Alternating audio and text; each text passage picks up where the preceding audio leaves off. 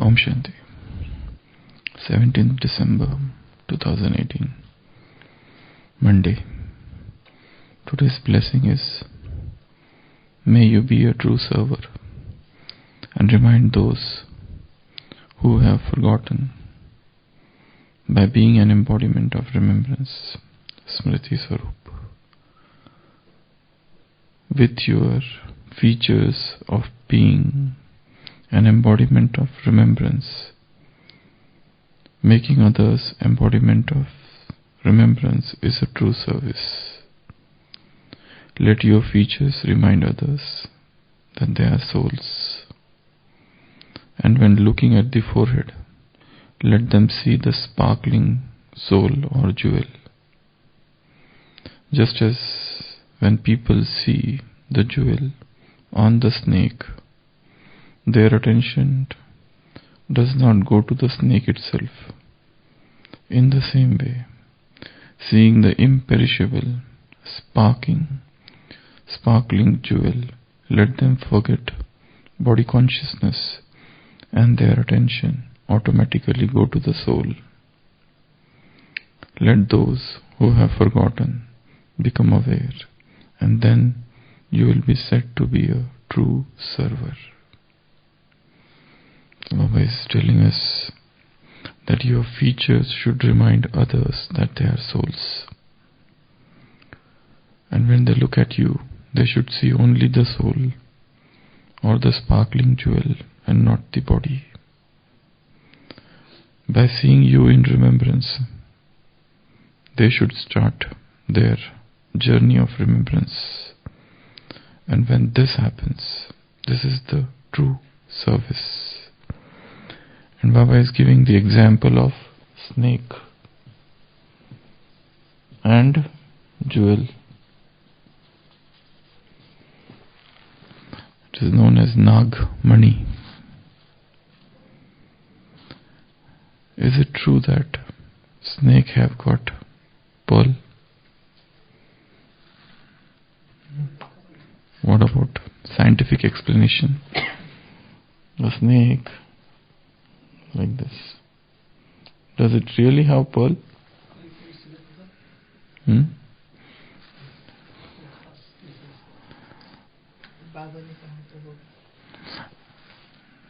There are many things Baba says. They are followed on the path of bhakti, and Baba uses them just to explain his knowledge. And that does not mean that they are real. So, in India, snakes are worshipped. And especially in the south, if you see, many names are after snakes. Nagamma and Nagmani and Nagraj. So most of the names are kept on snakes. So is it true that they have got pearl on their forehead? Or it's a myth? What do you think? Is it true? Baba is saying, just as when people see the jewel on the snake, their attention does not go to the snake itself. In the same way, seeing the imperishable sparkling jewel, let them forget body consciousness and their attention automatically go to the soul. So just as snake is carrying a pearl, your body is also as if a snake and this soul is a pearl. So, do snake really possess jewel? Has anybody seen this? Yeah, there are a lot of research on this also. Whether the snakes really have any pearl on their forehead, on their hood. So it is said that this cobra does carry a pearl. Now how does this pearl come there? And is it true? There are many zoologists who have done research on this, and they say that we have seen, one zoologist has written that he has seen the pearl on the hood of the cobra. And I was reading way back in Yeah, 1890 in New York Times, there was an article which was published and which was quoting the example of one Professor Hensoldt. And he said that whilst he was in Sri Lanka, that time he had seen a cobra with a pearl. And then they researched and found out that actually that pearl is nothing but, if the cobra, it is said there, if a cobra lives for 100 years, the venom of that cobra turns into this crystal, is very hard substance, and even if it is removed, they found out that this is a substance which is known as chlorophane. So it is the chlorophane which is like rainbow colored and which is here, and it looks like a pearl. And there are people in India, those charmers, they have even taken out the pearls with a knife. They catch the cobra and they have even taken out. So many people say we have not seen, so it is a myth, it is untrue. But then there are researchers, zoologists, and in India, charmers, they say that it exists, and especially on the hood of cobra. You can see some of the videos are even there, where people are catching cobra with a knife. They are removing that mani, that pearl, that is known as cobra pearl. But then again, there are a lot of other things that contradict. They say that cobra lives in captivity in prison 40, 50 years. That's it. And there is no such thing as pearl. But then people have seen, some people have seen this pearl on the head of cobra. So this is a different discussion, whether the pearl exists or not exist. So Baba is using some of the parables or examples of the bhakti, or some of the systems and rituals, and some of the objects and things and animals. He is using them as a hook to keep his point of knowledge. So it will be waste of time to discuss whether the pearl exists or not. The important discussion is to become soul conscious. So just as snake has got pearl, or cobra has got pearl, and if anybody sees that, all the attention will go to the pearl and not to the cobra, not to the body. In the similar manner, Baba is saying, become soul conscious, so that if anybody sees you, he forget your body, and his attention is automatically going towards the soul. And let those who have forgotten become aware. Those who have become body conscious, they should become aware. And you will be said to be true server then. So that is the definition of true server or sevadhari. So now the question is, two things: to remain soul conscious and to have soul conscious vision. These are the two things, two important things. To remain soul conscious throughout the day and to see others as soul. This is a very high task. And we have been taught this right from day one of our knowledge. And in spite of doing everything, sometimes it appears that this very first chapter is weak. In the recent Avyakta Murli, which Baba, that was a recorded Murli which was played in Shantivan, even there it is said, Baba had said, had mentioned at one place, in one Murli, how many times it comes that I am soul? Many times it comes. Just in one Murli only it comes, I am soul, I am soul, I am soul. So this entire process, this entire thing about knowledge is to become soul conscious. How far one remains soul conscious throughout the day? And when one becomes body conscious, the ways and the attacks of body consciousness are very subtle, and it differs in individual. So, how to remain soul conscious throughout the day? That's a great task. What should we do? What are the ways and means to remain soul conscious most of the time, if not throughout the day, if not always? What should we do? What practice? Because if you see day, everybody's routine is very hectic. There are multiple activities, multiple interactions, multiple seva, and multiple maya, and so many things happening just in one day. So, in the face of such diverse situations, to remain soul conscious, and not just that, to have soul conscious vision, and not just that, those who have forgotten, to make them soul conscious. Baba says this is the only real service.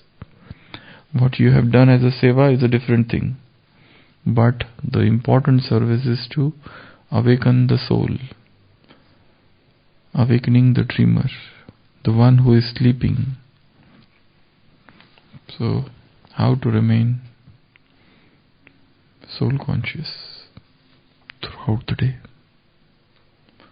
What we should do? What are we to do? What new ways or means or devices or manners or methods or tricks we should use in order to remain soul conscious throughout the day? Yeah. There are two things in that. One is to forget the body, another is to remain soul conscious. So these are the two things that attack us. Finding out what are the subtle ways of body consciousness. What are the situations where one becomes body conscious? Or rather, what are the relationships where one becomes body consciousness? Or what are the people, after interacting with them, one becomes body conscious? Or what are the tasks, what are the sevas which make one body conscious? Finding out this is a very important thing, because we might come to the conclusion that most of the time one is soul conscious, but once a particular thing starts, that time one starts becoming body conscious. One such thing is insult. As Baba said in day before yesterday's Murli, if one is insulted, if one is criticized, if one is opposed, immediately the upheaval starts in the mind and the body consciousness enters. So this is something which is coming from outside, or some unexpected thing, or some fear thing. Just as Baba said yesterday only, these are just ants, or they are mouse or mice, but they make you afraid. They terrify you. So finding out first of all triggers for body consciousness. There might be events, there might be persons, there might be relationships, or some old memory of body consciousness. For example, I am soul conscious now, but I remember some event where there was 100% body consciousness. I will become body conscious right now. And body consciousness, though in English it has only one word, in Hindi there are three words. Deha Bhan, Deha Abhiman, and third, Deha Ahankar. What is the difference between all the three?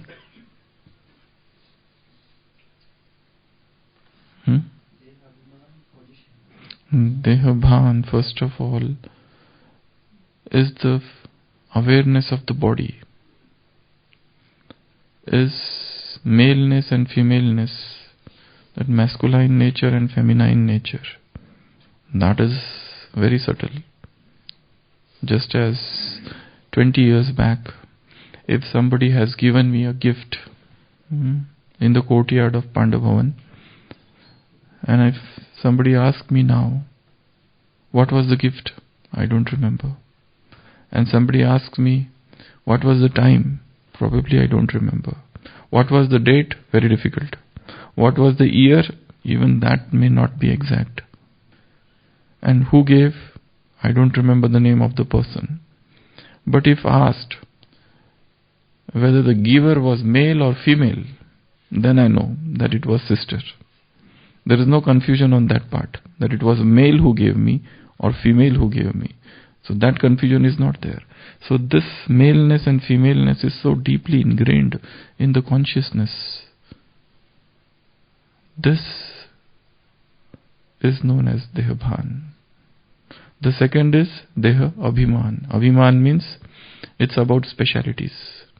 It's about Visheshta. It's about I can do this, I can speak well, I know this, my handling power is good, and my churning is good, and I can give 7-day course in a very good manner. All this is related to Dehabhan. What is Deha Ahankar?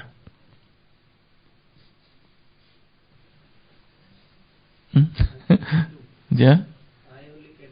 I only can do that, okay. Deha Ahankar. It's something about position. It's something about external materials, like I am very rich, I have more money. I am everything, be all and end all. Only I can do this. I am the highest, I am very holy. Holier than thou. In English it is known as holier than thou attitude. So these are the different forms of body consciousness. So what are the gates, what are the means, what are the doors, what are the ways, means or triggers of body consciousness? This is very important to know that. And for each one of us, the trigger could be something else. What is a trigger for me may not be a trigger for you. For every soul, the trigger is different. For me, one person is an ordinary person. But for somebody, that person may be very special. And he might be attached to that person. And also sometimes a deep physical attachment to somebody, in spite of understanding everything. And this usually disrupts marriages. Even we have seen here many sisters and brothers, those who are BKs, and those who are in the married life, they talk about their attachment to somebody who is outside of the marriage. There are sisters who tell that I have no attachment to my husband, but I am attached to the brother who comes in the center. And he is also married, and he is also having too much attachment to me. So even this is seen, and we both understand that this is not as per Srimad, but we can't do anything, because that attachment is very, very strong, and it has got some physical component as well. So these are the grossest forms of body consciousness. They don't allow us to become soul conscious. So first of all, identify what are the triggers of body consciousness. And all the media and all the television and all the so-called online businesses, these are the forms of Maya. Very, very subtle and different forms of Maya.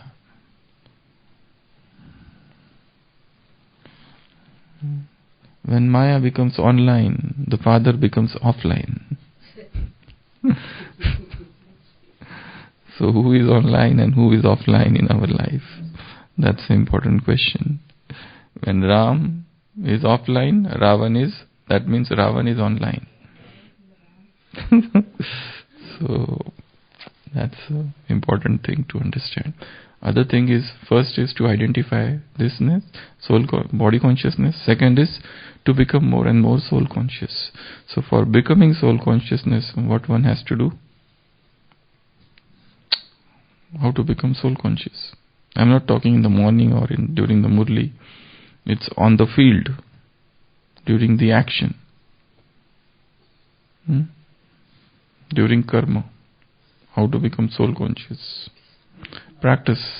Okay. Practice of soul consciousness. Okay. Then understand others' actor. That is different. That is to remain stable. I'm talking of soul consciousness. Detachment from what? Body.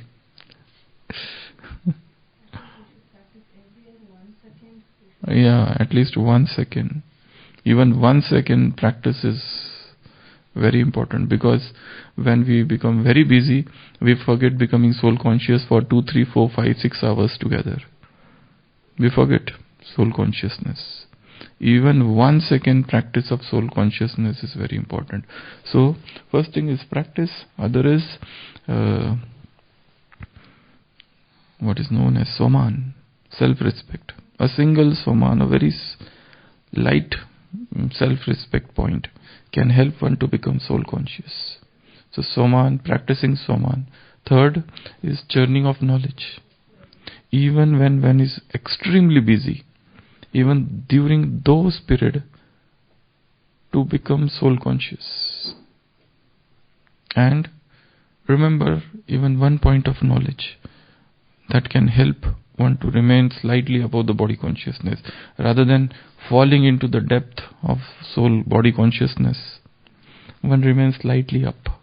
So soman, practice, then churning, then what else? Writing may not be possible because you are very busy with seva. That even may not be possible sometimes, because your service is entirely different. Your service doesn't have any scope for relating knowledge to others. What else? To think that I am doing this work, karma yoga. This is a karma which I am doing as an instrument and for some Baba. I am not doing anything. He is doing through me. I am just a doll. Even this thought keeps one above body consciousness.